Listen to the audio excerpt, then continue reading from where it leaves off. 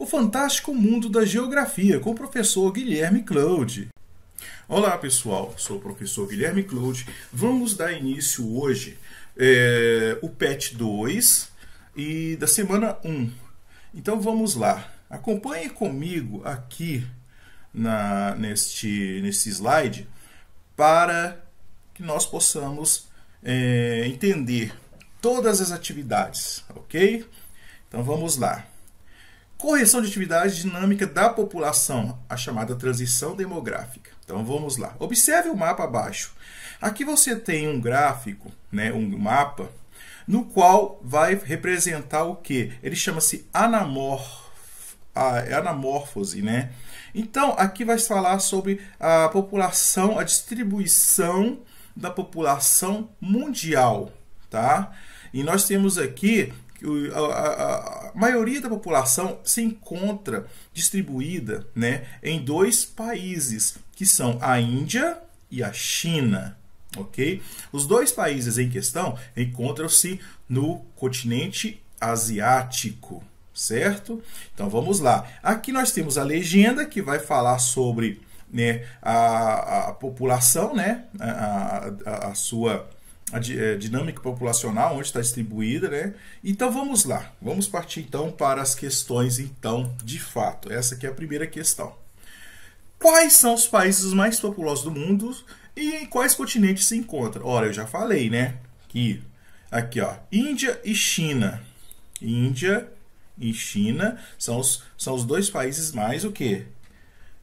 Populosos do mundo. Eles se encontram no continente asiático. Muito bem.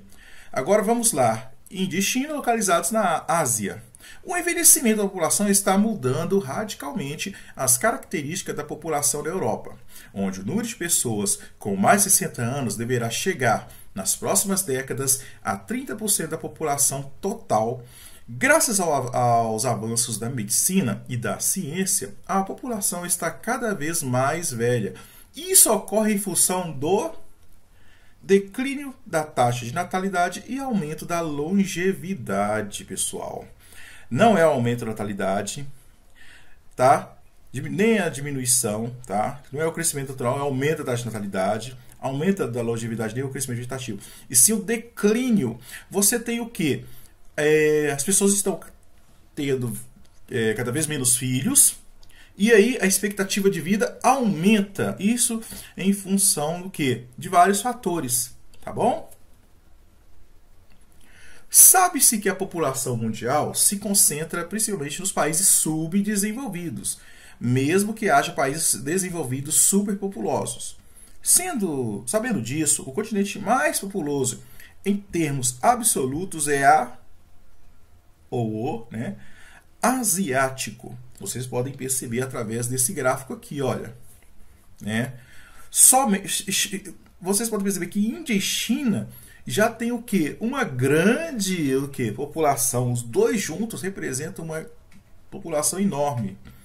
Então vamos continuar. Desde o século XIX, as taxas de mortalidade de vários países da Europa começaram a diminuir. Esse processo só chegou aos países subdesenvolvidos após a Segunda Guerra Mundial. Essa rápida queda de natalidade, de taxa de mortalidade, pode-se afirmar que foi acompanhada na mesma intensidade pela diminuição das taxas de natalidade e fecundidade? Não. Promoveu um forte crescimento populacional que denomina explosão demográfica? Também não, Deu início à estabilização da população mundial? Não, de jeito nenhum. Representou mudanças na estrutura etária da população dos países pobres que passaram a ter altas porcentagens de velhos.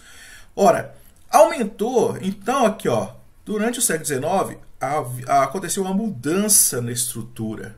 Que estrutura é essa? A longevidade aumentou, A expectativa de vida aumentou, graças às tecnologias, à ciência, à medicina, E fez com que... E outra questão também, o comportamento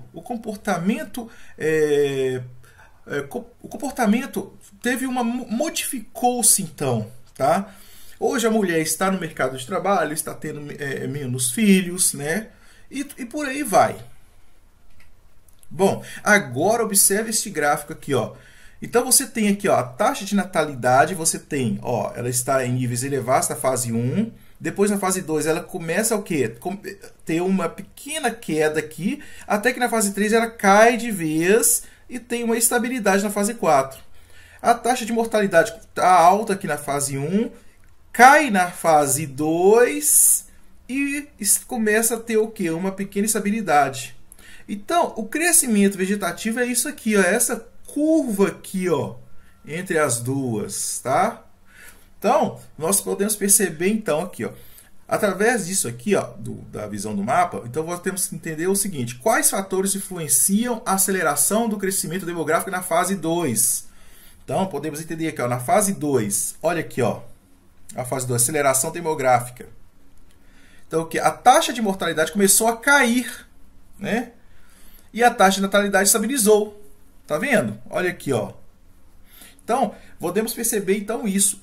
O que proporciona a desaceleração demográfica vivenciada em países que se encontram na fase 3, no gráfico da transição demográfica? Ora, uma transição, ou seja, há uma transição aqui, ó. Tá vendo a transição? Aqui, até que começa o quê? Essa transição é que começa a fazer, que é uma estabilização na fase 4. Então vamos lá. Uma transição, ou seja, olha aqui, ó. Aqui é o equilíbrio e aqui é a transição.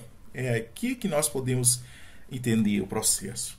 Então aqui, ó, uma transição, ou seja, uma mudança demográfica mundial teve início. Em determinado momento, o equilíbrio entre natalidade e mortalidade ficou retomada. Então, olha aqui, ó, houve um equilíbrio aqui, olha. Aqui, ó, tá vendo?